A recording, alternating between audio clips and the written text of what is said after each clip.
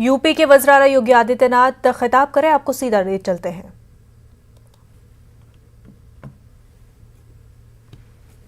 मैं स्वयं बेसिक शिक्षा परिषद के स्कूल में पढ़ा हूं, तो कैसे हम कह सकते हैं कि कोई इसमें योगदान नहीं देगा। मैंने कहा हर व्यक्ति एक एक विद्यालय गोद ले। लोगों ने कहा गोद लेके क्या करेंगे, तब भी विपक्ष ने उंगली उठाई थी कि गोद लेके क्या करेंगे, क्या विद्यालय गोद ले जाते हैं क्या। मैंने कहा विद्यालय गोद ले जाते हैं, कैसे ले जाते हैं थोड़ा देखना। तब भी उन्होंने हमारी कार्यपद्धति में प्रश्न किया था। लेकिन आज जब 1,20,000 से अधिक विद्यालयों को ऑपरेशन कायाकल्प के माध्यम से उनका सुंदरीकरण करके उन्हें स्कूल दिखने लायक स्कूल बना दिया गया, उनकी आंखें अब उसको देख करके भी घबरा रही हैं कि अगर गरीब का बच्चा पढ़ लेगा तो फिर क्या होगा। उनको परेशानी इस बात की है कि उन बच्चों की यूनिफॉर्म, आज सरकार उनको 2-2 यूनिफॉर्म देती है, बैग देता है, बुक्स देती है, जूते मोजे उन बच्चों को उपलब्ध कराए जाते हैं। अब गरीब का बच्चा भी अच्छा जूता मोजा पहनेगा, स्कूल जाएगा, स्वेटर दिया जाएगा, जाड़ों में ठिठुरेगा नहीं। उन गरीबों को जाति के आधार पर, क्षेत्र के आधार पर, तमाम अन्यवाद के आधार पर बांटने वाले लोग इन सब चीजों से ज्यादा उनको परेशानी है कि अगर ये सब लोग आगे बढ़ जाएंगे तो फिर इनकी पूरी राजनीति समाप्त हो जाएगी। ये वंशवाद और जातिवाद की राजनीति समाप्त हो गई तो फिर इन बेईमान और भ्रष्ट लोगों को कोई पूछेगा नहीं। और इसलिए उनकी परेशानी तो इस बात को लेकर के थी कि आखिर ये सब क्यों हो रहा है, और उसको लेकर के उनकी परेशानी हर व्यक्ति समझ सकता है। लेकिन सरकार ने भी संकल्प लिया था, हम करेंगे, आमूलचूल परिवर्तन करेंगे। आमूलचूल परिवर्तन करके दिखाया गया। अकेले बेसिक शिक्षा परिषद में आज की जो भर्ती की प्रक्रिया, 69,000 शिक्षकों की भर्ती की प्रक्रिया पूरी हो रही है, जिसमें 6,696 को नियुक्ति पत्र आज दिया जा रहा है। इससे पहले सभी लोगों को नियुक्ति पत्र दिया जा चुका है।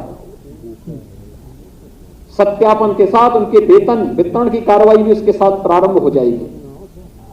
और मैं चाहूंगा कि आप जितने भी लोग हैं, सभी लोग समयबद्ध ढंग से अपने सत्यापन की कार्रवाई को भी पूरा करें। मानव संपदा पोर्टल के माध्यम से ऑनलाइन पूरी प्रक्रिया को आगे बढ़ा दीजिए। बेसिक शिक्षा परिषद ने तकनीक का उपयोग करते हुए काफी इधर सुधार किया है। उस सुधार के साथ आप सब जुड़ जाएंगे तो मुझे लगता है बेसिक शिक्षा परिषद देश का सबसे बड़ा बेसिक शिक्षा का परिषद तो होगा ही, लेकिन सबसे अधिक छात्र संख्या की दृष्टि से भी सबसे बड़ा परिषद के रूप में यह आगे बढ़ सकता है। और इस पर आप सबको कार्य करने की आवश्यकता है। हम लोग जब 2017 में आए थे, तमाम समस्याएं थी, चुनौतियां भी थी, लेकिन इस सब के बावजूद हम लोगों ने परिवर्तन और विकास की प्रक्रिया को थमने नहीं दिया था, कतई नहीं थमने दिया था, और प्रक्रिया निरंतर चलती रही। उस प्रक्रिया को निरंतर आगे बढ़ाया जा रहा है। और मैं फिर आप सबसे कहूंगा, आप में से 69,000 शिक्षक इस समय हम लोगों ने नियुक्त किए हैं। 54,000 से अधिक शिक्षक इससे पहले की प्रक्रिया में नियुक्त हुए हैं।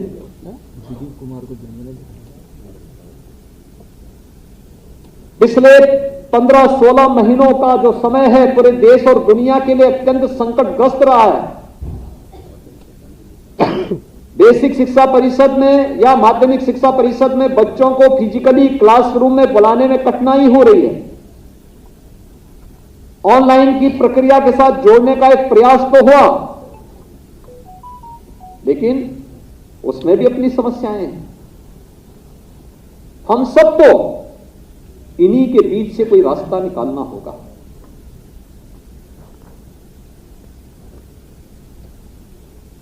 अब सोचिए कि 1,20,000 शिक्षकों की नियुक्ति तो केवल बेसिक शिक्षा परिषद में हुई है।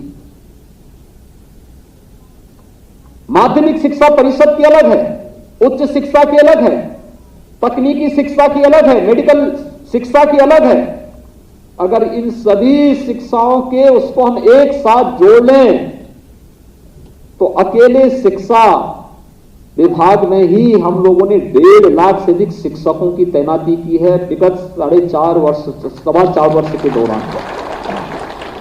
1.5 लाख से अधिक शिक्षकों की भर्ती केवल शिक्षा से जुड़े हुए विभागों में उत्तर प्रदेश के अंदर हुई है और लगभग 4.5 लाख भर्ती की प्रक्रिया की दिशा में हम तेजी के साथ आगे बढ़ रहे हैं। यही नहीं, प्रदेश के अंदर सुरक्षा का एक बेहतर वातावरण भी दिया गया। शिक्षा हमारे लिए मूल था, महत्वपूर्ण था। शिक्षा के बगैर हम किसी प्रकार की परिवर्तन की उम्मीद नहीं कर सकते। लोगों के जीवन में उनकी आशा और उनकी अपेक्षाओं को पूरा करने की कोई उम्मीद नहीं की जा सकती। लेकिन इस सब के बावजूद प्रदेश के अंदर कानून का राज हो, कानून के राज से बहुत सारे लोग घबराते हैं, क्योंकि कानून के राज में होती है तो अवैध संपत्ति अर्जित करने वाले, प्रदेश के अंदर सत्ता के शागिर्द बन करके गरीबों की, व्यापारियों की प्रॉपर्टी को कब्जा करने वाले, सरकारी धन को जबरन आहरित करने वाले, इन सब लोगों की प्रॉपर्टी भी जब्त हो रही है। लोग घबरा रहे हैं, क्योंकि पहले तो बोलते ही थे हम लोग, लेकिन जब हमने कार्रवाई प्रारंभ की 1500 करोड़ रुपए से अधिक की ऐसी संपत्ति हमने जब्त की है, तो फिर परेशानी होने लग गई उन लोगों को जिनके गैंग संचालित होते थे। परेशान हो गए लोग। ये कानून का राज प्रदेश में निवेश। योगी सरकार के मिशन रोजगार के तहत लोक भवन में प्रोग्राम का इनकाद किया गया और आपको बता दें लखनऊ में 6,696 से ज्यादा असातिज़ा को आज अपॉइंटमेंट लेटर दिया गया। आगे बढ़ते हैं। इस वक्त एक बड़ी खबर सामने आ रही है। बड़ी खबर के हवाले से आपको बता दें कि शिल्पा शेट्टी के खावंद राज कुंद्रा को क्राइम ब्रांच ऑफिस में तलब किया गया है। क्राइम ब्रांच ऑफिस में पूछताछ के लिए राज कुंद्रा को तलब किया गया है। न्यूज 18 के पास राज कुंद्रा के व्हाट्सएप चैट है। कंपनी चलाने और तफसीलात का चैट न्यूज 18 के पास है। चैट में शामिल अफराद से फहश फिल्मों की बातचीत का खुलासा होता है। आपको बता दें शिल्पा शेट्टी के खावंद राज कुंद्रा को क्राइम ब्रांच ऑफिस में तलब किया गया है। पूछताछ के हवाले से राज कुंद्रा को क्राइम ब्रांच बुलाया गया है। वहीं न्यूज 18 के पास राज कुंद्रा के व्हाट्सएप चैट सामने आए हैं। कंपनी चलाने और तफसीलात के हवाले से ये चैट है और चैट में शामिल अफराद से फहश फिल्मों की बातचीत का खुलासा होता है।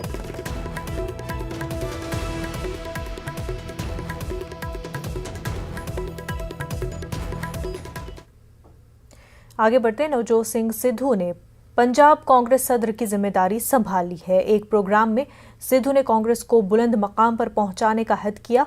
इस प्रोग्राम में पंजाब सीएम कैप्टन अमरिंदर सिंह भी मौजूद थे।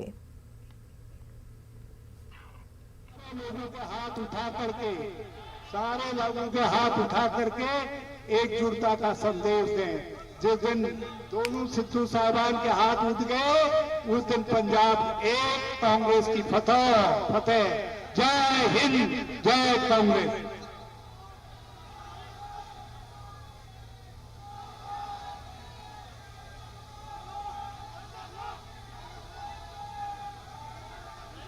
ब्रेक के बाद आपका खैर मकदम है। गाजीपुर बॉर्डर पर किसान लीडर राकेश टिकैत ने कहा कि किसान पीछे हटने वाला नहीं है। अब किसानों का ज़रिए क़वानीन के खिलाफ एहतजाज जोर पकड़ेगा। पार्लियामेंट में भी ज़रिए क़वानीन के खिलाफ आवाज़ बुलंद की जा रही है। किसान नेता राकेश टिकैत हमारे साथ हैं। राकेश जी, कल संसद का शुभारंभ किया, किसान संसद का, और आज उसका दूसरा दिन है। कैसे संचालित की गई और क्या क्या प्रस्ताव पास किए गए किसानों की तरफ से? कल मंडी एक्ट पे बात हुई, कैसे प्रभाव पड़ रहा है वहाँ पे। जब किसान अपनी फसलें बेच कर जाता है, फसलें बेचने जाता है, फसलों को लेकर जाता है, तो उसको रेट नहीं मिल पाता और धीरे धीरे मंडियां खत्म लग रही होने। मंडी के जो कर्मचारी है, सैलरियां उनकी नहीं जा रही और पूरी रिपोर्ट हमारे पास में वो है कि 2 साल में देश से मंडी का सिस्टम पूरा खत्म हो जाएगा। ये चर्चा हुई और करीब 12-13 स्टेट के लोग वहां पे थे। सब लोगों ने अब अपने स्टेट के संबंध में बात करी, अपनी फसलों के संबंध में बात करी और ये कानून वापसी हो, ये एक प्रस्ताव वहां से जाएगा। ये जो किसान संसद है उसे प्रस्ताव पूरा जाएगा कि जो 3 काले कानून बन रहे हैं इनको वापसी हो और यहाँ से जो किसान की संसद है इससे इनको खारिज करते हैं। तो इस संबंध में बातचीत हुई। राकेश जी, कल मीनाक्षी लेखी ने कुछ शब्द गए किसानों के लिए, उस पर क्या प्रतिक्रिया है? वो तो कल का जवाब उनको कल दे दिया था, आज उन्होंने सॉरी फील कर ली, बस खत्म हो गया वो काम। राकेश जी, आप मंडी खत्म की बात कर रहे हैं, जैसे कि सरकार कहती है ये मंडी इसलिए बनाई गई थी कि किसान अपनी फसल मंडी में आकर बेच सके, लेकिन मंडी समाप्त नहीं की गई है, बीच में एजेंट खरीद लेते हैं। अब किसानों की जो फसल है वह खेतों से ही खरीद ली जाएगी, ऐसा सरकार बताती है कानून में।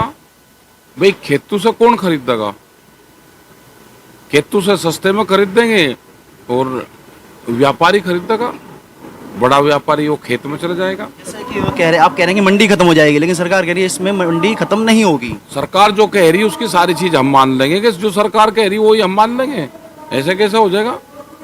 मतलब उन चीजों का हमको पता है ना कि जिससे किसान बर्बाद होगा। तो ये ना मंडी खत्म होने देने के, ये 3 कानून भी वापसी होंगे, एमएसपी पे गारंटी कानून भी बनेगा। राकेश जी, संसद का आज दूसरा दिन है किसान संसद का, तो मतलब इसमें क्या क्या प्रस्ताव पास किए जाते हैं कि कैसे योजना बनाई जाती है कि अब हमें किसानों की तरफ से ये समस्या रखनी है, कौन संचालित करता है इसे? कोई नहीं, संचालन वहाँ पे अध्यक्ष वहाँ पे चुनते हैं उसका और वो उनको संचालित करवाता है और जिसको जो भी अपनी समस्या रखनी है वो समस्या रख सकता है अपनी।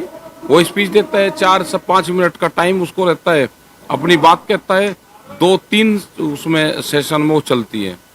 राकेश जी, 8 माह होने वाले हैं किसान आंदोलन को, कुछ जिलों से भी ट्रैक्टर यहाँ पर पहुँचेंगे भारी तादाद में, तो अन्य जिलों से भी कहीं बात कही जा रही है, तो आने वाले समय में कितनी भीड़ यहाँ देखी जाएगी? आते रहेंगे तो आते जाते रहेंगे। अभी परसों 25 तारीख में यहाँ पर लोग आ जाएंगे काफ़ी, वे 26 तारीख तक यहाँ पर रहेंगे, 27 को 28 को वे लोग वापसी चले जाएंगे। तो लोग आते जाते रहेंगे, हर 26 तारीख को लोग यहाँ पे जरूर बड़ी संख्या में आएंगे और बीच में जितनी ज़रूरत है उतनी आएंगे। कोई दिक्कत कभी होगी तो बड़ी संख्या में लोग आ जाएंगे। आगे क्या रणनीति बनेगी और क्या मांगे रहेगी? मांग तो वही चलती आ रही है, कोई समाधान भी नहीं निकल रहा है उसमें। देखो, हम आंदोलन करने के हर तरीके से जो हम आंदोलन करते हैं वो लोकतांत्रिक तरीके से आंदोलन हम कर रहे हैं, शांतिपूर्ण तरीके से आंदोलन कर रहे हैं। जंतर मंतर पे वहाँ पे जो पार्लियामेंट पे गए वो भी एक आंदोलन का हिस्सा है कि हमारी बात सरकार तक जाए। आंदोलन की एक धार नए सिरे से दिल्ली की ओर। हाँ, बिल्कुल दिल्ली की ओर है। अपनी बात कहेंगे, पार्लियामेंट के गेट के बाहर कहेंगे, उसके नज़दीक जाके कहेंगे। तो किसान नेता राकेश टिकैत हमारे साथ थे, उनका साफ तौर पर कहना है कि किसानों के मुद्दे किसान संसद में रखे जा रहे हैं और हमारी रणनीति बनती जा रही है। Rohit Singh, news 18, Ghazipur border. आज भी हम जो अपने शहीद हुए हैं इस आंदोलन में किसान, उनको श्रद्धांजलि दी है हमने, और उसके साथ जो किसानी मुद्दे हैं उनके ऊपर जो विवेचना कर रहे हैं। पहले भी हमने जो सरकार से 11 दौर की वार्ता की, जो सरकार कहती है कानूनों में काला क्या है, उनमें भी अपनी बात रखी। अब नए तरीके से किसान संसद के रूप में हम देश के समक्ष फिर वो मुद्दे उठा रहे हैं, मुद्दे बता रहे हैं कि हमारे क्या क्या मुद्दे हैं। और ये खुशी की बात है जो आज देश का मीडिया है उसके जरिए पूरे देश में 135 करोड़ लोगों के सामने हमारी बात जा रही है। हमारी बात का शिरोमणि अकाली दल लीडर हरसिमरत कौर ने मरकज की बीजेपी हुकूमत को किसान मुखालिफ करार दिया है। उन्होंने कहा कि किसानों के मसाइल पर बात करने वाली पार्टी शिरोमणि अकाली दल है, जो शुरुआत से किसानों के मसाइल को पार्लियामेंट में उठा रही है। पिछले 3 दिनों से जब से ये सेशन शुरू हुआ है, लगातार एक शिरोमणि अकाली दल ही एक पार्टी है जिसने और कोई मुद्दा नहीं उठाया, केवल अपने पंजाब और अपने किसानों का मुद्दा उठाया। जो 8 महीने से सड़कों पे बैठा हुआ है, 500 किसान मर चुके हैं, लेकिन ये किसान विरोधी सरकार जो बैठी है, ये इतने किसान अन्नदाता का इतना बड़ा अपमान कर रही है कि ना तो उनको दिल्ली के बॉर्डर पे उनको परवाह थी, चिंता थी, ना ये मर रहे हैं तब उनको चिंता, और अब जो दिल्ली में पहुंच गए यहाँ पे बराबर की संसद लगा रहे हैं, तो कम से कम आपने बॉर्डर पे अपना कोई नुमाइंदा नहीं भेजा, इधर तो भेज दीजिए और पूछ लीजिए, समझ लीजिए उनसे। तो पर बातचीत करेंगे, लेकिन वो बोलने से पहले कानून वापस नहीं होंगे, बातचीत करेंगे। तो बातचीत की आपने गुंजाइश क्या छोड़ी है? मध्य प्रदेश में 26 जुलाई से 11वीं और 12वीं जमात की क्लासेस शुरू करने को लेकर इंतजामिया ने तैयारी शुरू कर दी है। स्कूल और कॉलेज को खोलने से कबल चीफ सेक्रेटरी ने रियासत के तमाम अजला के कलेक्टरों को अहकाम जारी करके स्कूल के असातिज़ा और यूनिवर्सिटियों के प्रोफेसरों की कोरोना टीकाकारी को यकीनी बनाने की हिदायत दी है। स्कूल, कॉलेज और यूनिवर्सिटी प्रोफेसरों की कोरोना टीकाकारी को लेकर रियासत की सतह पर 26 जुलाई से 31 जुलाई तक खसूसी वैक्सीनेशन मुहिम चलाने का फैसला किया गया है। वहीं भोपाल कलेक्टर अविनाश लावनिया का कहना है कि महकमे तालीम की गाइडलाइन आने के बाद मीटिंग करके स्कूल खोलने को लेकर फैसला किया जाएगा। 26 जुलाई से 11वीं और 12वीं जमात के लिए स्कूल खोलने को लेकर वज़राला ने फैसला मकामी क्राइसिस मैनेजमेंट कमेटी पर छोड़ा है। माननीय मुख्यमंत्री महोदय के निर्देशन में जो टीकाकरण का अभियान है वो लगातार तेजी से चल रहा है। शिक्षा विभाग की गाइडलाइंस आएंगी, उसके आधार पर हम लोग आगे की। कर्नाटक में हाल ही में आए PUC डोम के नताइज में कई मुस्लिम तलबा ने इम्तियाजी कामयाबी हासिल की है। बेंगलुरु के फलकौन तालीमी इदारे की 4 लड़कियों ने साइंस शोबे में 100% मार्क्स हासिल करते हुए शानदार कारकर्दगी का मुजाहरा किया है। नादिया बानो, सोहीना आयशा, नफीसा रिहाना, अंजुम सुल्ताना ने तमाम मज़ामीन में 100% मार्क्स हासिल किए हैं, यानी कुल 600 नंबरात में 600 नंबरात हासिल किए हैं। कोरोना और दीगर मसाइल के दरमियान तालिबात की इस कामयाबी को फलकौन इदारे के MD अब्दुल सुबहान ने गैर मामूली करार दिया है।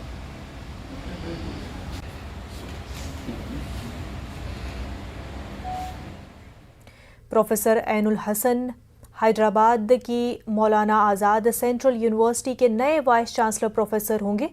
ऐनुल हसन ने हमारे सीनियर एडिटर तहसीन मुनव्वर से वाराणसी से फ़ोन पर बात की और इसकी तस्दीक की।